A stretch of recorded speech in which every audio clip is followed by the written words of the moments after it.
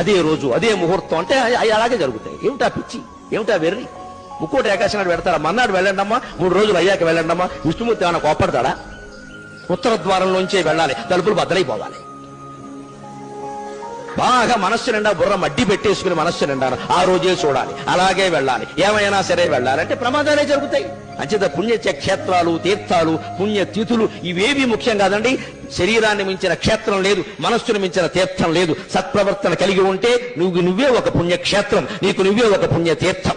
అందరం భక్తులే. రేపు ముక్కోటి ఏకాదశి నాడు మీరు చూడండి, తిరుపతి పట్టదు, శ్రీశైలం పట్టదు, భద్రాచలం పట్టదు, దేశంలో ఏ గుమ్మమో పట్టదు, మొత్తం అందరూ అక్కడే ఉంటారు.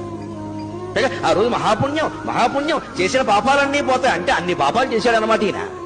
అసలు ముందు వీడు పాపాత్ముడి కింద గమనించాలి. ముక్కోటి ఏకాదశి నాడు పరిగెట్టుకుని గుళ్ళో పెడుతున్నాడంటే ఇంత పాపాత్ముడు ఇంకొకడు లేడు. పాపం చేయని వాడు వెళ్లాల్సిన పనిలా వాడు ఇంటో వాడు ఉంటాడు ఖచ్చితంగా.